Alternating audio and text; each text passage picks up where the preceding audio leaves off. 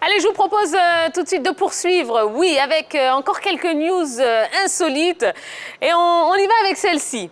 Des drones pour la livraison chez Jordan. Michael Jordan a ouvert en 2019 un club de golf ultra select en Floride, Grove 23. Si le lieu est prétendument un paradis du golf de par sa taille et ses greens, Jordan a ajouté un petit élément qui a émerveillé la poignée de chanceux qui sont parvenus à avoir un abonnement, des drones pour apporter des boissons et des snacks aux joueurs directement sur le green. Ah ben c'est extraordinaire ça. Il n'y a pas de voiture qui peut arriver là-bas? Je suppose que les voitures peuvent y accéder, mais c'est mieux de se faire livrer à manger et à boire par les drones. Non mais c'est bon, c'est bon. Mais le drone c'est le gadget de l'avenir pour les livraisons. Livraison de colis, livraison de trophées. C'est à ça qu'on va assister sur les années qui viennent. Et d'ailleurs, Michael Jordan, pour parler de lui, il était au basketball, il a joué un peu au baseball, et là, il est dans le golf. Décidément, il est un peu, j'ai envie de dire, multidimensionnel, notre Michael Jordan, peut-être le meilleur basketteur de tous les temps, même si LeBron James essaie de contester cette hiérarchie. Mais il n'y a qu'un seul Michael Jordan, oui. Et ça, c'est fort pour lui. Ça montre bien que quand Michael Jordan s'investit dans une activité, il s'investit à fond. Et ce qu'il est en train de faire là, c'est carrément une sorte de révolution dans l'univers de l'entretien des supporters, de l'entretien des licenciés, des abonnés d'un club dans l'histoire du sport. C'est très bien. Félicitations au grand Michael Jordan. Moi, j'ai une petite histoire. Oui. Bon, à Teguacro, il y a un oiseau qui a apporté des trucs là, mais en qualifié cet oiseau-là de sorcier. Ah, bah oui. Qu'est-ce qu'il a apporté? C'était un corbeau. Un hibou. Pourquoi? Un hibou. Ah, bah voilà. Des friandises, des bonbons. Alors, juste pour aller mettre un petit bémol, même si on est dans une soirée de fête, etc., c'est vrai, bon, il a révolutionné effectivement le milieu du golf, mais je veux dire, il n'a pas inventé grand-chose, puisque notamment en Afrique, là où il y a les montagnes et tout, je pense évidemment au Rwanda, dans les régions qui sont un petit peu hors isolées, eh bien, on utilise déjà des drones pour livrer les médicaments, entre autres, etc., etc. Donc, mais il fallait mettre un petit bémol à cette soirée. Parce que c'est Michael Jordan. Je suis parfaitement d'accord avec vous. Il y a là aussi. Non. Mais même en Côte d'Ivoire, ça se passe. Avec les clips, Baby Philippe, j'ai vu un drone dans son clip. Bon, là, on est imaginons Michael Jordan qui nous livre ses maillots des Chicago Bulls sur la 3, sur le plateau de la 3. Ses chaussures. Ce serait plus intéressant. Peut-être de l'argent aussi. Allez, on continue avec la tombola de Bielsa. Et oui, en cette période de fête, Marcelo Bielsa souhaite lui aussi faire un geste. Au lieu d'aider une association ou bien une cause, il préfère venir en aide aux employés de Leeds United, club qu'il entraîne. Et selon l'attaquant de Leeds, Patrick Bamford, Marcelo Bielsa aurait décidé d'organiser une tombola spéciale entre l'ensemble des employés du club. Le but, récompenser ceux qui œuvrent depuis plusieurs mois afin de permettre aux Peacocks de retrouver l'élite. Et ça, je trouve que c'est une superbe initiative. En France, on lui avait reproché de ne pas être trop proche du personnel de Lille. Mais là, il a quand même carrément changé de stratégie, puisque avec, je dirais, cette tombola, c'est tous les supporters maintenant, ou tous les travailleurs de l'équipe qui vont vraiment adopter Marcelo Bielsa, qui pour l'instant fait quand même un bon début de saison pour un club qui vient d'arriver au niveau de la Première Ligue. Il arrive à gagner des matchs, donc ça va plus renforcer les liens entre lui et le personnel, et surtout entre lui aussi et puis les supporters du club. C'est l'émission en direct, l'émission en direct. Oui. OK. Non, l'information est bien passée. Renforcer les liens entre le personnel et tout le monde. Allez-y, Roger Stéphane. Je dis c'est une grande action de la part de Bielsa, parce que dans les clubs, on parle très souvent des dirigeants, des joueurs et des entraîneurs. On parle très peu du personnel du club. Et ça, c'est très bien.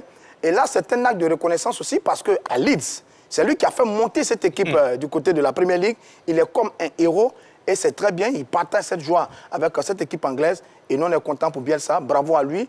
D'ailleurs, il y a un joueur aussi qui est un exemple, je crois, c'est Mesut Ozil, qui très souvent, Ozil, l'Allemand, qui très souvent fait de cadeaux aux joueurs du club, notamment, je crois, à Arsenal. Qui fait, à la mascotte.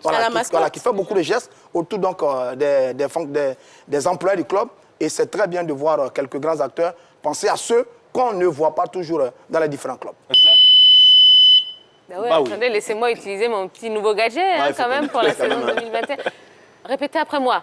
Mesut Ozil. Mesut Eh là là. Mezout. Mezoul. Mezout. Il y a trop à la fin.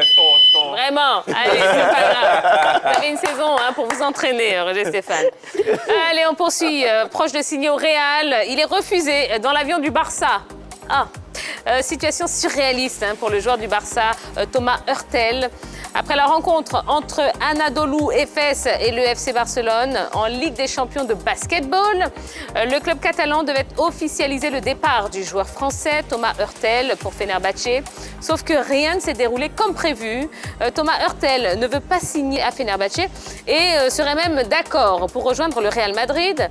Lorsque la direction du FC Barcelone a appris cette nouvelle, les dirigeants ont refusé l'accès de Hurtel à l'avion du club sur le tarmac de l'aéroport d'Istanbul. Totalement surréaliste. Eh bien, on se rend compte que la rivalité entre le Barça et le Real n'est pas seulement qu'au football, mais aussi au basketball. Avec cette action-là, surtout Hurtel, on se pose la question, mais qu'est-ce qui est passé par la tête de ce basketteur français pour signer assez rapidement du côté du Real Madrid, alors qu'il n'avait pas encore finalement quitté le Barça.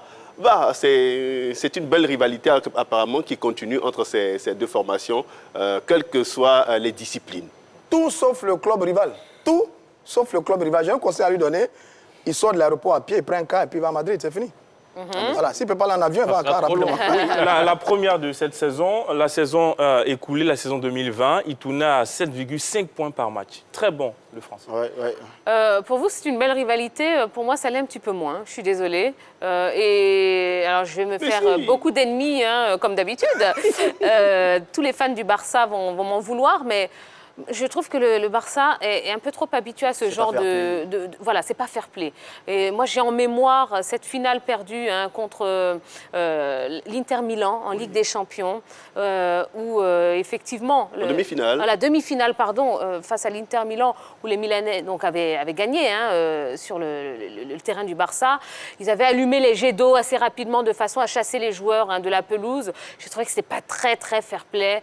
Et moi, j'ai un peu de mal quand même avec ce genre de trucs, dont le club du FC Barcelone, que ce soit en football ou en basket, a l'air d'être quand même assez habitué. Ça me pose un petit problème. Donc, Tia, c'est plus que Metz qu'un club, on va changer ça. Ouais, mais Metz qu'un club, il faut qu'il y ait beaucoup de fair play. Qu'il y ait du fair play aussi. Voilà. Ça existe, je dirais que ça existe entre les clubs.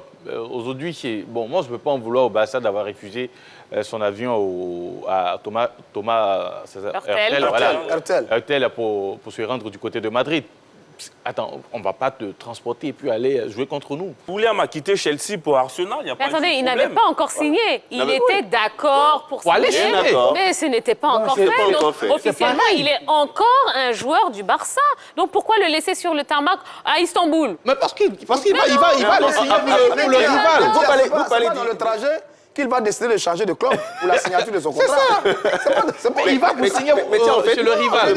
Entre le Barça et le Real, c'est courant. Rappelez-vous, en 2000, on a Luis Figo qui quitte le Barça pour rejoindre le Real Madrid. Donc du coup, ça reste quand même un peu dans les mémoires du côté du FC Barcelone, qui se fait toujours chipper certains de ses joueurs par le Real Madrid. Si on n'a pas les moyens... Mais retenez-les comme Lionel Messi, c'est très simple.